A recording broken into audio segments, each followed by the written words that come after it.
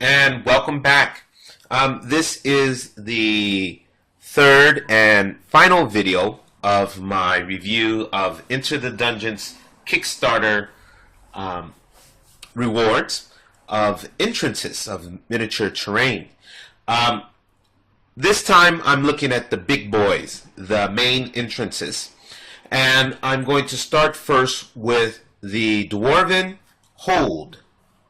Now, this Dwarven Hold, I got two of these, one for my friend and one for myself. We shared in order. But one thing that I noticed was how well the door fit in this one, but not the other one. So you're going to find that your piece might have a looseness to your door, while others will be perfectly fit. So please be aware of that. Understand that Griffin Tamer Studios at the moment is pretty much one person. You're going to get a lot of minor varieties, make it a one-of-a-kind item. Okay, now this is the one side of the Dwarven Hold entrance, and there's a lot of beautiful details here. Nice runes on the side, a nice example of decoration on the edges. It really looks like it's coming straight out of a rock wall. That detail is the same on both sides. The intricate design along the top is matching of your door, of your bench. Okay, slightly different, but the same format, the same style, which makes everything work so well together. Okay, leading up to the entrance, you can see how it's more like cobbled stone, while the other sides are more work stones. So it's clearly a road for your miniatures or your PCs to see. This is the blank side for right now. I'll show you the intricate side on the other side in a moment. Okay, going from the bottom again, you have a little bit left over that can probably get sanded down. And one of the rare pieces that you might find is the creator of the piece. Thank you very much for deciding to make these wonderful designs and putting it out for us. I would try to pronounce his name, but I would get it wrong, so I won't even try. You can check on the webpage for a correct pronunciation. Okay, here we go. And coming back around this side, this is the inner side. You can see how it's kind of curved inward. The designs, again, same as on the outer edge. And the flooring rock piece is the same. Okay, let's just take this out and look at this in detail. Okay, the cobblestones continues all the way through.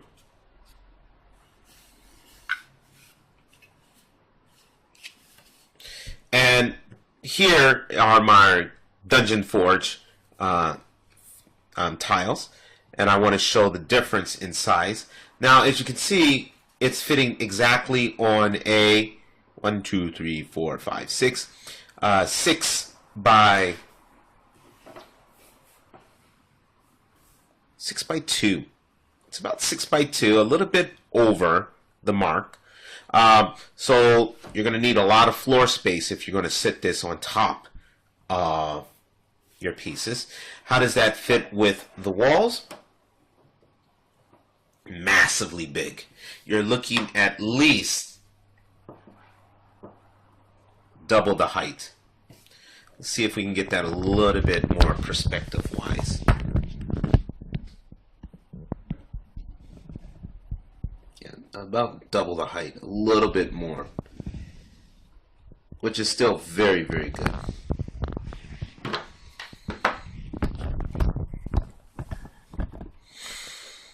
Now, let's go into the wall itself, the door itself. Excuse me. The door, nice design. Again, the reminiscent, intricate design for the doors.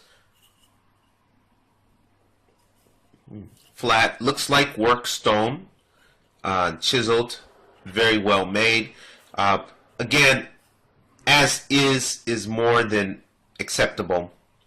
A little bit of castings off that you're going to need a file or sandpaper to work itself down.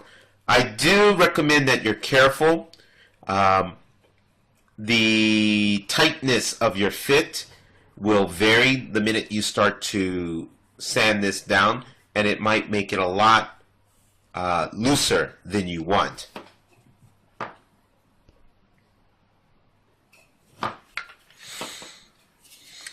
The flooring piece, ooh, that's good.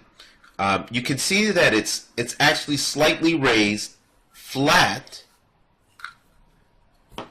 and then it comes back down. All right, this is to make sure that the door will fit in quite nicely. Case in point, in it goes, and voila. And it doesn't matter which side is in.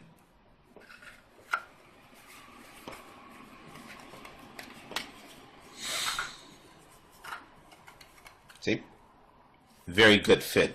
So you can have it at the entrance, from the front area, the design, or from the back area, no design. Take your pick. It still works out very well. Taking one of your wall pieces, that's not bad. Okay. Size is the same, so you're looking at about 2. But of course, your upper area is going to be very, very big. So you're not going to get much use out of something like that. However, since I'm being... No. Okay, the cave step area will not fit in here in any conceivable way. Nothing that will be really useful. It is a nice idea if you've got a nice cave-in pieces, perhaps from another Kickstarter or another company. It does provide you some possible usage, so I'd actually think about doing that depending on the right case. That's not that bad, actually. I'll have to check the other one for it. Well, let's do that now. This is the cave entrance. Yeah, it doesn't fit whatsoever.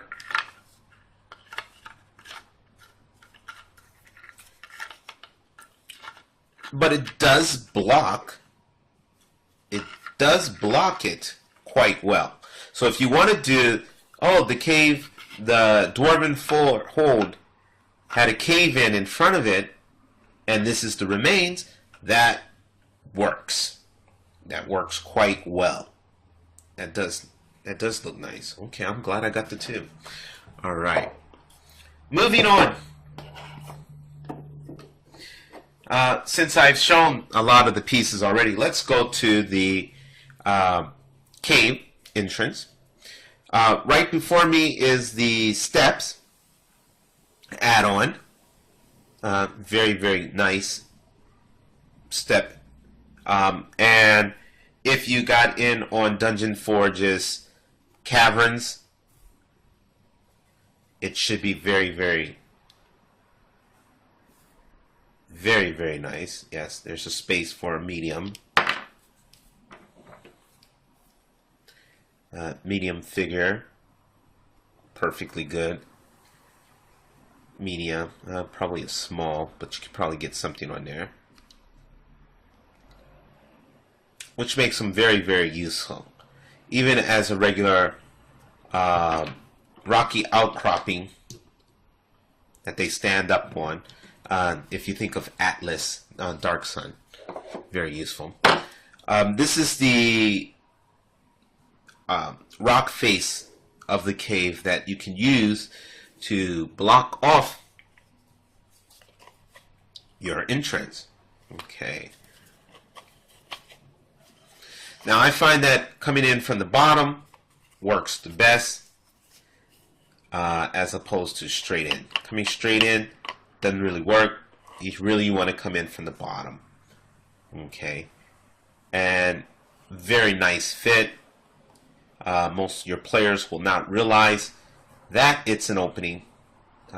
They might if they know what's going on. The inner side of the cave, beautiful designs, beautiful details, and you shouldn't have any problems with that. It will not fit the other way. Okay.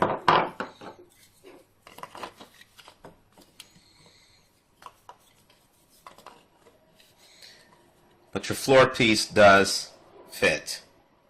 So a smaller entrance coming in works quite well with this. Just set that down.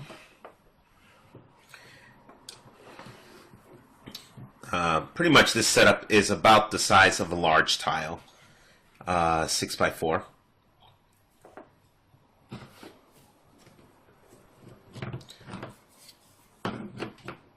Switching it the other way doesn't really work. So you're going to be stuck with one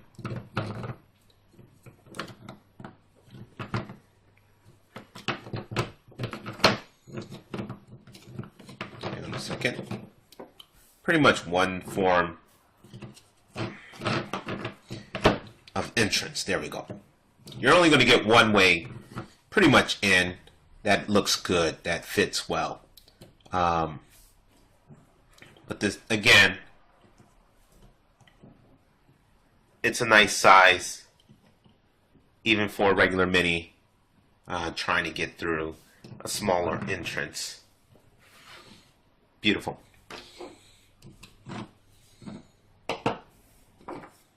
The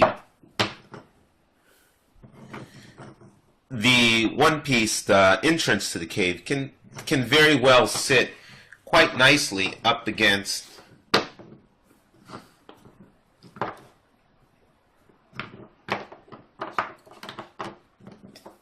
a wall for a cave-in effect if you want, which seems to work out very nicely. Okay.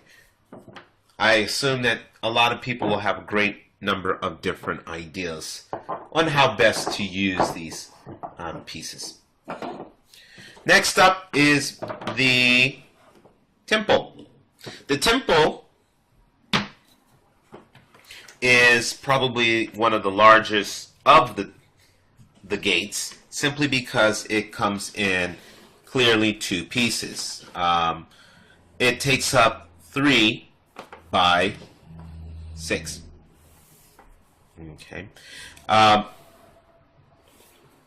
First off, the outer section with the columns. One side, kind of an evil devil worshipping side, with the columns on a 1 by 1. 1 by 6, by the way. On the other side is a more angelic, more good size with the griffin, trees, and so forth. The columns are exactly the same. Details, again, nice, beautiful details. Ew. Even aqueduct for water. Okay, rainwater to come on off. Makes it very useful. And even alone, I think it makes a very nice piece to use either way you want, just to break up a room or to signify the beginning of a new section of a building, especially if you have your walls right next to it. Okay, and it is again quite tall.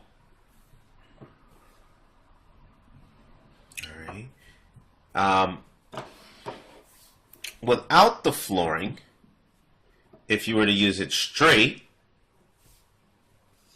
it's not that bad. The lip of it is slightly lower than the height of a Dungeon Forge tile. So it's probably made specifically to sit on top.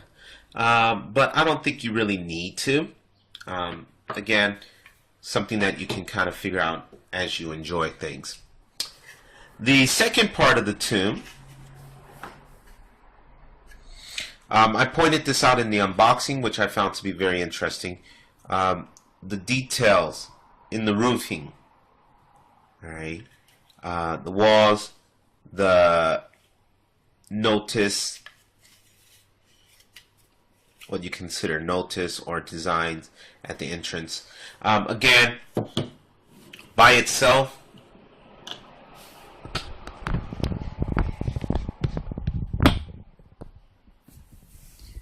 it works fine. With the wall next to it, size-wise, again, the flooring is a little bit smaller. You might want to stick this on top of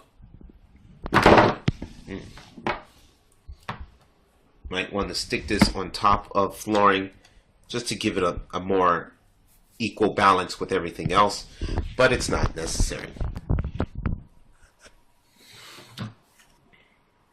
Okay, again, very, very nice.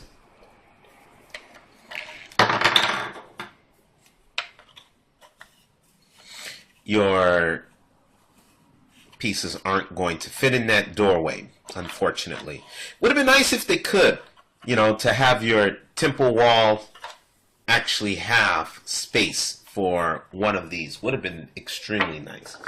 Not even the barred gate is going to work, but it's going to sit out. But evening out isn't that bad. Very nice piece. The last piece that I have for you is the last door, or entrance I should say, and it's the Giant's door.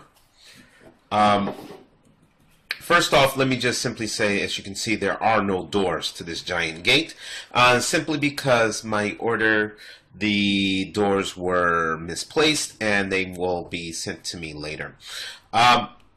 So I can't really say how the doors look. But for the most part, the giant gate is very well made. Two pieces. Okay. Nice details. Nice details along the edges. Let's see if we can get a little bit closer. A little too much closer. Okay. A lot of good details on the face. Eyes closed, it look like, or you can paint them open. On the walls and so forth. It's the same face on both sides. So nothing different. It would have been nice to have like a happy face and a sad face style on different sides. But hey, you can't be, beggars can't be choosers. Again, there's a lip here to stop the doors from going too far the one way. So this is the front. This would be the back area. the doors will sit clearly. You can see the holes for the pegs for the doors. The floor base 2, 4, 6 is 2 by 6. Sitting it on my dungeon tile floor piece, and it's a perfect fit. Sticking door right on top. Lifting it up, yes, it's not bad, but it still comes off fairly easy. So I would suggest that you always carry this from the bottom. That way you're not going to have it fall apart on you. The bottom section is clear, very smooth, very well done. Sits up on top. Plenty of space for a medium miniature, small miniature. Your wall of fire.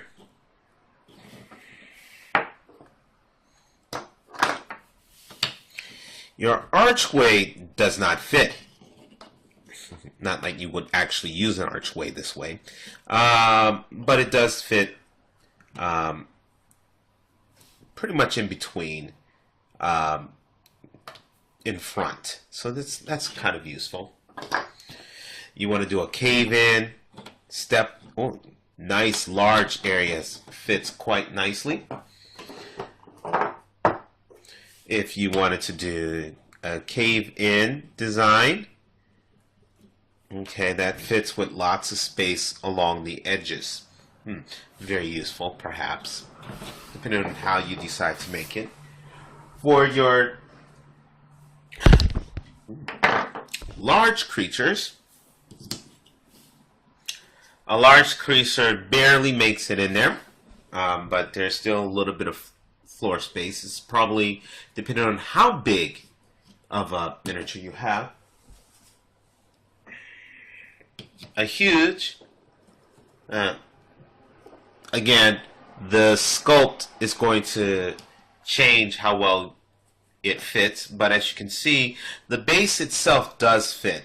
So having your huge creature coming through the door is perfectly fine. Large versus the huge. So you got a lot of space still in there, which is actually quite nice. It's very, very useful. The walls, this thing is massive. 2 walls stacked upon each other still doesn't reach the top. There is still quite a bit of space there. If you decide to go low, there is a slight lip. One of the things about his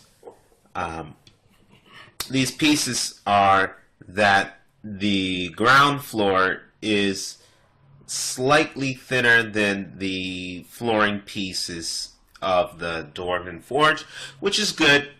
So you can sit it on top, add a little bit of extra height, which works out quite well. Without the base, which is one of the reasons why I decided to get this particular piece, is its versatility.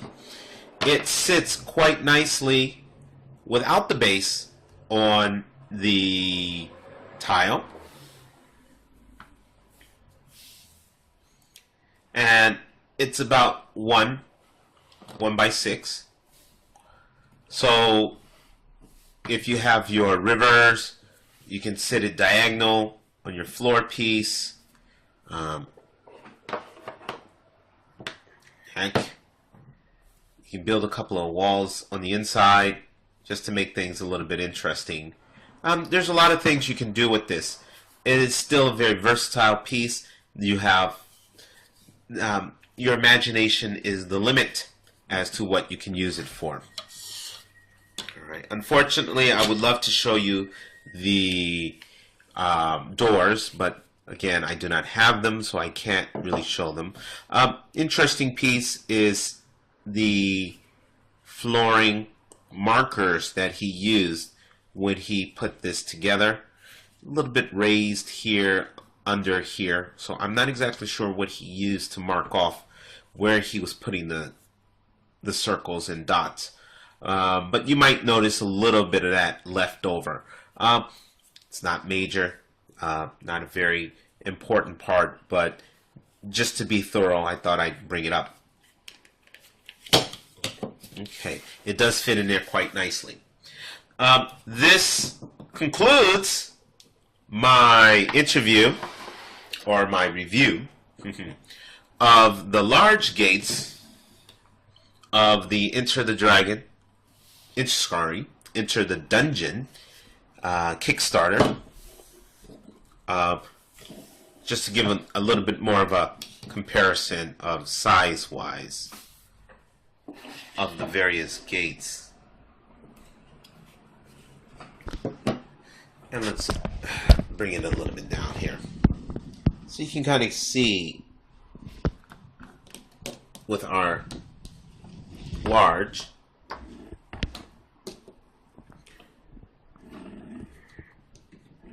miniature are the large gates. I hope you enjoyed the series of videos. I hope in the future to actually do some painting of these marvelous terrain pieces, and look forward to sharing some of that work with you. Alright, thank you very much, and I hope you have a great time gaming. Take care.